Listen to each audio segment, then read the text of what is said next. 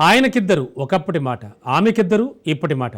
కాలం మారుతోంది, కాలంతో పాటే కల్చర్ మారుతోంది. పాంచాలి పంచభర్తృక తరహా సంస్కృతి రోజు రోజుకి పెరిగిపోతోంది. ఆమె కోసం సర్దుకుపోతున్నారు నేటి తరం మగాళ్ళు. ఏ నెంబర్ అయినా పర్వాలేదంటున్నారు. వైఫ్ దొరికితే చాలంటున్నారు. బహుభర్తృత్వమే బెటర్ అంటున్నారు. సతి కోసం పతులు క్యూ కడుతున్నారు. ఇంతకీ ఆ పెళ్ళాం మొగుడ్స్ కథ ఏంటి? ఆ సాంప్రదాయం ఎక్కడుంది? ఫ్యూచర్లో అబ్బాయిలకు అమ్మాయిలు దొరకడమే కష్టమా? ముద్దుల పెళ్ళాం కోసం ముష్టి యుద్ధాలు తప్పవా? ప్రపంచవ్యాప్తంగా ఆడవాళ్ల సంఖ్య రోజులకు తగ్గుతుండడంతో పాలియాండ్రీ మ్యారేజ్లు తప్పవని హెచ్చరిస్తున్నారు సోషియాలజిస్టులు.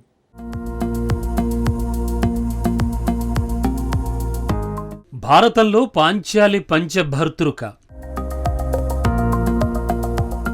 టాంజానియాలో నెల్లి తృతీయ భర్తృక, హిమాచల్లో సునీత ద్వితీయ భర్తృక,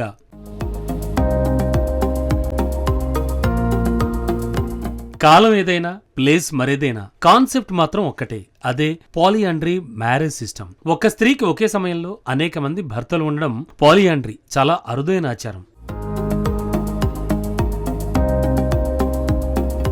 మహాభారతంలో పాండవుల భార్య ద్రౌపదిని పాంచాలిగా పిలుస్తారు. ఆమె పాంచాల రాజ్యానికి చెందిన యువరాణి. నిజానికి మహాభారత యుద్ధానికి ముఖ్య కారణం ద్రౌపదికి జరిగిన అవమానమే. సభలో అవమానించినప్పుడు ఆమె 5 భర్తలకు జరిగిన అవమానంగా భావించి ఆ అవమానానికి ప్రతీకారం తీర్చుకోవడానికి పాండవులు కురుక్షేత్ర యుద్ధమే చేశారు. తాజాగా టాంజానియాలోనూ పాంచాలి తరహాలోనే నెల్లి తీరు కనిపిస్తోంది.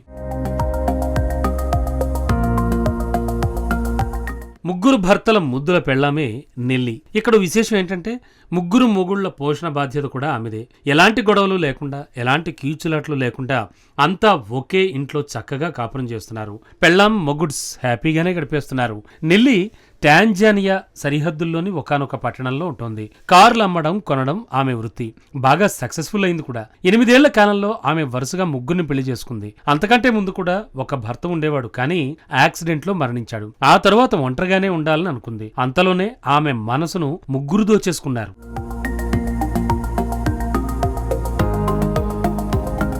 మరణించిన భర్త తమ్ముడు హసన్ ఆమె పంచన చేరాడు. మొదటి భర్తకు పుట్టిన పిల్లల పెంపకంలో చేదోడు బాదోడుగా ఉండడంతో పెళ్లి చేసుకుంది. హసన్తో కొన్నేళ్లు లైఫ్ బాగానే గడిచిందో లేదో ఆమె జీవితంలోకి జిమ్మీ కూడా ఎంటర్ అయ్యాడు. బాగా డిప్రెషన్ లో ఉండడంతో ఆయనకు న్యూ లైఫ్ ఇచ్చింది నెల్లి.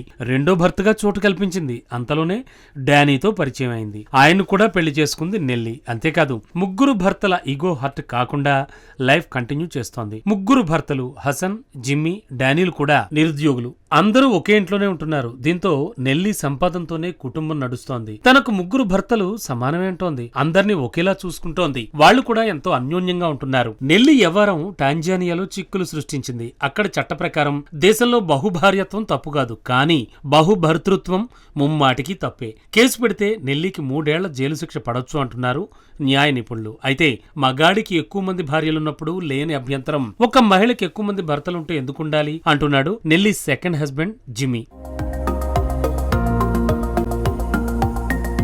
టాంజానియాలోనే కాదు, హిమాచల్ ప్రదేశ్ లో కూడా ఇలాంటి ఘటనే ఒకటి జరిగింది. అన్నదమ్ముల్ని పెళ్లి చేసుకుంది ఓ యువతి. సిర్మూర్ జిల్లా షిల్లే గ్రామంలో జూలై 12 నుంచి 3 రోజుల పాటు రంగరంగ వైభవంగా వివాహ వేడుక కూడా జరిగింది. హట్టి తెగ జానపద పాటలతో, నృత్యాలతో అన్నదమ్ములైన ప్రదీప్, కపిల్లను సునీత చౌహాన్ వివాహం చేసుకుంది. ఆ దృశ్యాలు నెట్టింట వైరల్ అయ్యాయి కూడా. పెళ్లికొడుకు ప్రదీప్ ఓ ప్రభుత్వోద్యోగి. అతని సోదరుడు కపిల్ విదేశాల్లో జాబ్ చేస్తున్నాడు. కున్హట్ గ్రామానికి చెందిన సునీత పెద్దల మాటకు విలువనిచ్చి పాలియాండ్రీ మ్యారేజ్ చేసుకుంది.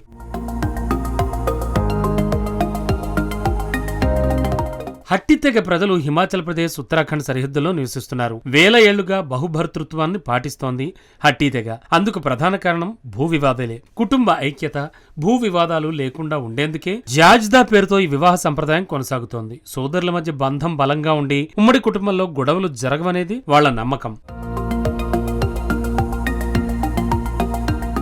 తమిళనాడులో తోడా తెగ ఒకప్పుడు ఈ ఆచారం పాటించేది. బహుభార్యత్వం అధికారికంగానే చాలా దేశాల్లో చెల్లుబాటులో ఉంది కూడా. నేపాల్, కెన్యా దేశాల్లోని కొన్ని తెగల్లో ఇప్పటికే పోలియాండ్రీ వివాహాలు జరుగుతున్నాయి. దక్షిణాఫ్రికాలో ప్రభుత్వమే బహుభర్తృత్వాన్ని చట్టబద్ధం చేయాలనే ఆలోచనలో ఉంది.